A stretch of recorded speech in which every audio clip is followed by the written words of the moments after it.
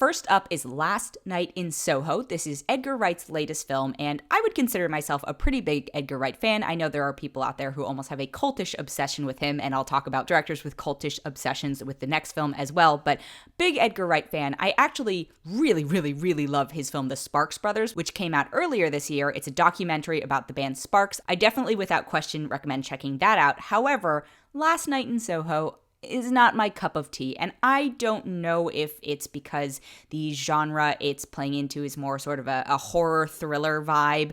There's clearly a lot of passion and workmanship that goes into it. You can tell that, it has his trademark integration of music into all of that, and if you've seen anything like Baby Driver or even Scott Pilgrim, you feel his love of music. I actually had the opportunity to talk to him once about his process on it, and the man thinks about things, and you can tell he loves the 60s London. Like, it's a love letter to that era, to that time. There's so much detail in recreating that. It stars Anya Taylor-Joy, who clearly can do a period piece like no other. She's just got that sort of not from modern day vibe, as demonstrated from The Queen's Gambit. It also stars Thomasin McKenzie, who was spectacular in Jojo Rabbit. It's got Matt Smith from Doctor Who, Terence Stamp, Dame Diana Rigg. I won't go too much into the plot because I don't want to spoil anything, but the premise is it revolves around a modern day fashion student played by Thomasin McKenzie, who is just somehow mysteriously able to transport herself back to 1960s London, where she encounters Anya Taylor-Joy's character Sandie, who's a young, gorgeous woman who wants to be a singer and is trying to make it in London. But there's just something about this film that didn't quite mesh for me. It felt almost tedious to watch at times, and I don't know if it's because he got caught up in the details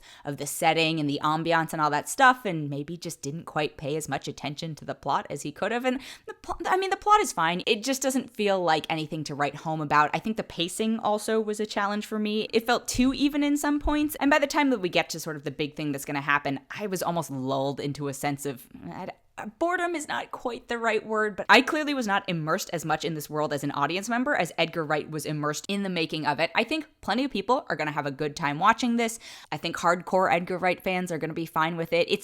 I think the other thing for me is that it is completely lacking in humor. It's a very serious and self-serious film, and I do think having a tiny bit of levity to offset the seriousness of it might have helped him out. And you can see he's great at doing comedy. He's demonstrated that before, even if it's not meant to be like haha yuck comedy. There's just, I don't know, it felt like a downer as well. And also just, I know that this is a film that centers around female characters, but he is not the best at writing female characters. And so I think that weakness in that area that needs work is on display here because it is highlighted through the fact that it's multiple female characters, right?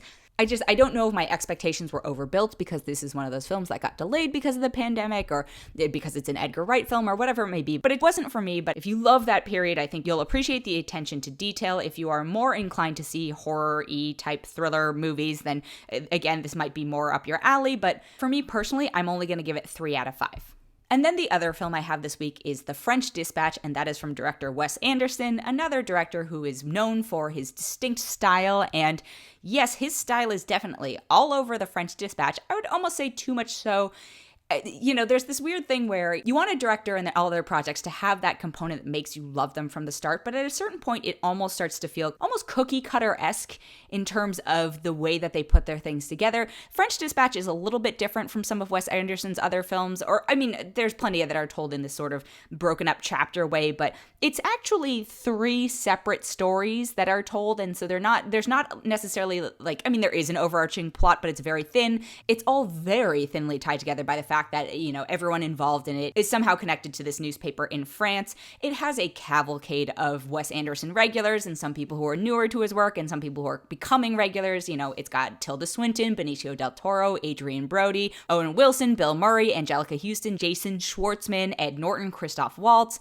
And then you've got like a Timothée Chalamet, Frances McDormand, Stephen Park, Jeffrey Wright, Saoirse Ronan, Elizabeth Moss. But I feel like with this one as well, it is a lot of style over substance. And again, Again, if you're a super huge Wes Anderson fan, you will probably enjoy this for what it is, but I don't know if it was necessarily a feature. I think I would have probably also been fine as 3 30-minute shorts. I also didn't feel anything for any of the characters during it, which is not a good thing. I think because of these huge ensemble casts and because such little time is granted to each of them and because there isn't an overarching thing for us to connect to all of them through, they're very loosely tied to this newspaper. Like they don't, half the cast doesn't even interact with each other. So I think that lack of grounding and anchoring really makes this actually one of his weaker films. And, again, production design, yes, it's great. There's a lot of the stylistic elements that make a Wes Anderson film. We've got, this sort of like traveling thing where we see the cross section of a transit. We've got some animation in there. We've got the sort of pacing and pitter patter, but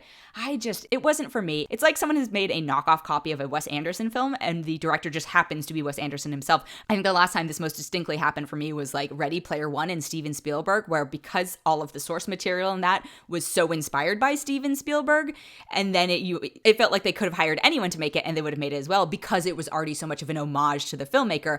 This feels like it's in the same vein, except for the fact that Wes Anderson also wrote it and is just so involved. But, Wes Anderson is someone who I really like a lot of his work, but I'm also just kind of starting to grow tired of. I also think his films are super white. Like, they're really, really white. And I had the chance to talk to Stephen Park, who's one of the few people of color in it, and realizing that he's the first Asian actor in one of Wes Anderson's films who is, a human actor on screen, and his character has a name and has a dialogue, and Wes Anderson has been working for how long? Like, that's really disappointing to me. We've also got, like, Jeffrey Wright in it. It feels like this sort of fantasy world that Wes Anderson is living in is becoming more and more disconnected from reality, and I think there are ways to be more relevant without having to compromise on style, but because nobody is forcing him to do that, his work doesn't feel like it continues to evolve. So I'm also going to give this a 3 out of 5.